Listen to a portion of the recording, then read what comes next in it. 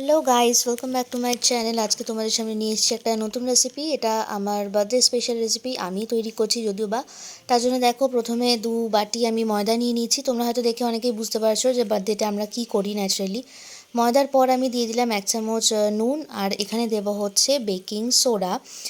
Baking soda হচ্ছে 1/2 চামচ মতো আমি দিয়েছি, আর দেবো হচ্ছে বেকিং পাউডার।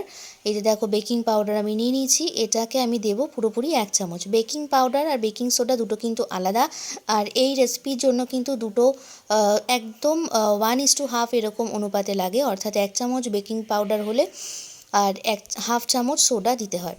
এখানে আমি বেকিং পাউডারটা নিয়ে নেব। তারপরে এটাকে শুকনো উপকরণগুলো দেখতেই পাচ্ছ, আমি এখানে একটা চালনি নিয়ে নিয়েছি, তার তলায় একটা বাটি রাখা আছে। সেই বাটির মধ্যে আমি সমস্ত শুকনো উপকরণগুলোকে ভালো করে চেলে নেব, যাতে কোনো রকমের কোনো দানা ভাব যেন এই উপকরণের মধ্যে না থাকে। তাহলে আমাদের ব্যাটারটা খুব সুন্দরভাবে রেডি হতে পারবে। তারপর আমরা এখানে দেখো, আমাদের ময়দার এই যে শুকনো উপকরণগুলো আমি আলাদা করে তুলে রেখেছি, বাটিতে তুলে রাখা আছে। আর এখানে আছে হচ্ছে, এই যে আমি নিচ্ছি হচ্ছে আইসিং সুগার। আমি এটা বাড়িতেই তৈরি করেছি। আইসিং সুগারটাকেও কিন্তু আমি ভালো করে চেলে নিয়েছিলাম। তার মধ্যে আমি দিয়ে দেবো এখানে ডিম। এখানে আমি টোটাল 5টা ডিম নিয়েছি। আর এই 5টা ডিমটা আমি পুরোটাই এই আইসিং সুগারের মধ্যে আমি ফাটিয়ে দিয়ে দিচ্ছি। তোমরা এই প্রসেসটা দেখে নাও, কিছুই না, জাস্ট যেরকম আমরা ডিম ফাটিয়ে নিই, পুরোটাই আমরা 5টা ডিম এখানে দিয়ে দেবো। তারপর এখানে আমি দেবো হচ্ছে ভ্যানিলা এসেন্স। এখানে ভ্যানিলা এসেন্স আমি 2 চিপি মতো দিয়েছি। তোমরা চাইলে এখানে 1 চিপি ইউজ করতে পারো, বাট আমি এখানে, তোমরা হয়তো এখানে অনেকেই বুঝতে পেরে গেছো যে আমি কি রান্না করছি। হ্যাঁ, আজকে আমি কেক রেডি করছি, আমার বার্থডে আসছে। তো বার্থডের জন্য আমার নিজের কেক আমি নিজেই বানাচ্ছি। তো যেহেতু আমি ভ্যানিলা কেক বানাবো, তো সেই কারণে আমি এখানে ভ্যানিলা এসেন্সটা আমি 2 চিপি মতো দিয়েছি। আর দেখো, এরকম একটা ইলেকট্রিক ব্লেন্ডার আমি নিয়ে নিয়েছি। এটা নিয়ে ভালো করে আমি এটা ফোম রেডি করে নেব। আর এই যে ফাটানোর টেকনিকটা, এটা যত তোমরা ভালো করে ফোম রেডি করতে পারবে, তত কিন্তু কেকটা স্মুথ হবে। তারপর 1 বাটি পরিমাণে আমি রিফাইন্ড অয়েল দিয়ে দিয়েছিলাম, তারপর দিয়ে এটাকে ভালো করে ফাটিয়ে নিয়েছি। তবে এটা একটা জিনিস মাথায় রাখতে হবে, রিফাইন্ড অয়েল দেওয়ার পর কিন্তু খুব একটা বেশি ফাটানোর দরকার হয় না। মিনিমাম 1 মিনিট ফাটানোর পরে আমি যে সমস্ত শুকনো উপকরণগুলো আলাদা করে রেখেছিলাম সেগুলোকে দিয়ে দেবো। বাট শুকনো উপকরণগুলো আমি দুটো হাফে মেশাবো। প্রথমবার অল্প মেশাবো, তারপর আবার সেকেন্ড হাফে মিশিয়ে ভালো করে একটা স্মুথ ব্যাটার রেডি করে নেব। তারপর দেখো, যে কেক টিনটার মধ্যে রেখেছিলাম সেখানে অয়েল ব্রাশ করে দিয়ে আমি এটা ব্যাটারটা দিয়ে দিয়েছি। আর আমার কড়াইটা অলরেডি আমার প্রিহিট করা ছিল। তারপর আমি এটা বসিয়ে দিয়েছি এবং এটাকে 40 to 45 মিনিটস আমি এটাকে বেক করে নিয়েছি। দেখো, আমার কেকটা পুরোপুরি রেডি হয়ে গেছে। এবার আমি চলে যাব হুইপিং ক্রিম করার জন্য। তার জন্য দেখো, আমি এখানে আমুলের হুইপিং ক্রিম নিয়ে নিয়েছি। এবার এখানে করে নেব আমি আইসিং সুগার। দেখতে পাচ্ছ, আমি এখানে আইসিং সুগার আমার পুরোপুরি রেডি হয়ে গেছে। আর এটাকে আমি পুরোটা দেবো না, প্রথমে আমি এটাকে কিছু অংশ তুলে রাখবো একটা কৌটোর মধ্যে। দেখো, এখানে 2 থেকে 3 চামচ আমার বাটিতে পড়ে রয়েছে আইসিং সুগার। তার মধ্যে আমি দিয়ে দেবো হচ্ছে হুইপিং ক্রিমটা।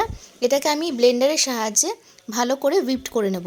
আর এই হুইপিং ক্রিমটা কিন্তু একদম ঠান্ডা হতে হবে, বাট একদম রুম টেম্পারেচারে হলে কিন্তু এটা হবে না, মোটামুটি চিল থাকতে হবে। তার মধ্যে আমি দিয়ে দিয়েছি ভ্যানিলা এসেন্স, যেহেতু আমি ভ্যানিলা ক্রিম তৈরি করছি সেই কারণে। তারপর আমি এরকম একটা ব্লেন্ডারের সাহায্যে ভালো করে ব্লেন্ড করে নেব। আর অবশ্যই ব্লেন্ড করার সময় কিন্তু আমাদের ব্লেন্ডারের স্পিডটা কিন্তু একদম হাইতে রাখতে হবে। তারপর দেখো, আমি আরও কিছু পরিমাণে আমি আইসিং সুগার এটার মধ্যে অ্যাড করেছি। আইসিং সুগার অ্যাড করার পরে দেখো, এখানে আমি বরফের চায়ের ওপর রেখে, যে বাটিটার মধ্যে আমি ক্রিম রেডি করছি তার তলায় আমি একটা বরফের চাই রেখেছিলাম। তারপর তার উপরে আমি এই ক্রিমটা রেডি করছি। তাহলে আমাদের কি হবে, ক্রিমটার যে ঠান্ডা ভাবটা সেটা কিন্তু বজায় থাকবে। দেখো, আমার এখানে ক্রিমটা তৈরি হয়ে গেছে। এটাকে কিন্তু আমাদের আরও একটু ভালো করে দেখে নিতে হবে। এটা কিভাবে বুঝবে যে বাটিটা একেবারে, যখন দেখবে যে বাটি উল্টালেও ক্রিমটা সরছে না জায়গা থেকে, তখনই বুঝতে পারবে যে তোমাদের ক্রিমটা পুরোপুরি রেডি হয়ে গেছে। এবার আমি চলে যাব কেকটা কাটিং করার জন্য। এই কাজটা করতে আমাকে আমার বোন হেল্প করেছে, ঠিক আছে, যে আমার অ্যাসিস্ট্যান্ট। তোমরা জানো, তোমরা ওকে দেখেওছো। হ্যাঁ, ওরা সত্যিই খুব আমাকে হেল্প করেছে। 2 গেরি মিলে আমাদেরকে খুবই হেল্প করেছে আমার এই কেকটা কাটিং করার জন্য। আর আমার এই যে দেখো, বোন হেল্প করছে, ও আমাকে কেকটা কাটাতে খুবই হেল্প করছিল। দেখো এখানে, আর আমি প্রথমে আমি কোনো প্যালেট নিইনি, মানে যে কেকটার ওপর আমি বসাবো, কেকটা যেখানে বসাবো আমি সেই প্যালেট নিয়ে আমি একটা প্রথমে এরকম প্লেটটাকে বা থালাটাকে উল্টে নিয়েছিলাম। তোমরা চাইলে কিন্তু প্রথম থেকেই প্যালেট ইউজ করতে পারো, তাহলে সুবিধা হবে। দেখো আমি শেষ পর্যায়ে গিয়ে আমি প্যালেট রেখেছি, যখন আমি ক্রিমটা দিয়ে ডেকোরেট করতে চাইছিলাম তখনই রেখেছিলাম। প্রথমে স্লাইসটা দেওয়ার পর আমি এখানে সুগার সিরাপ দিয়ে তারপরে আমি ক্রিমটা দেবো। সুগার সিরাপ দিলে কি হয়, ক্রিমটা বসতে খুব সুবিধা হয়, মানে খুব তাড়াতাড়ি বসে এবং কেকের যে ময়েশ্চার সেটা কিন্তু খুবই বজায় থাকে, ভালো থাকে। আর দেখো এখানে এই যে প্যালেট ঘোরানোর যে কাজটা সেটা কিন্তু আমার বোন করেছে, খুব সুন্দরভাবে প্যালেটটাকে ঘুরিয়েছে, আর যার জন্য আমার অনেকটা সুবিধা হয়েছে। লেয়ারটা দিয়ে দেওয়ার পর সেকেন্ড লেয়ার বসিয়ে দিয়েছি। সেকেন্ড লেয়ার দেওয়ার পর ঠিক সেম প্রসেসে আমি সুগার সিরাপ দিয়ে দিয়েছি। তারপরে আমি এখানে কেকটার ওপর ক্রিমটা দেব, আর ঠিক সেম প্রসেসে যেরকম আমি স্প্রেড করছিলাম ঠিক সেরকমভাবেই আমি স্প্রেড করে দেবো। তোমরা হয়তো এখানে একটা জিনিস লক্ষ্য করেছো, আমার কাছে কিন্তু কোনো রকমের আমি এই কেক ডেকোরেশনে কোনো রকমের কেকের টুলস আমি ইউজ করিনি। ন্যাচারালি বাড়িতে যে সমস্ত উপকরণগুলো থাকে সেগুলো দিয়ে আমি ডেকোরেশনটা করেছি। আর এটা দেখো বাইরে থেকেও আমি পুরোপুরি কোটিং করে নিয়েছিলাম। কোটিং করার পর আমি এখানে 2 ঘন্টা ফ্রিজে রেখে দিয়েছিলাম, বাট সেটা তোমাদেরকে আর দেখানো হয়নি।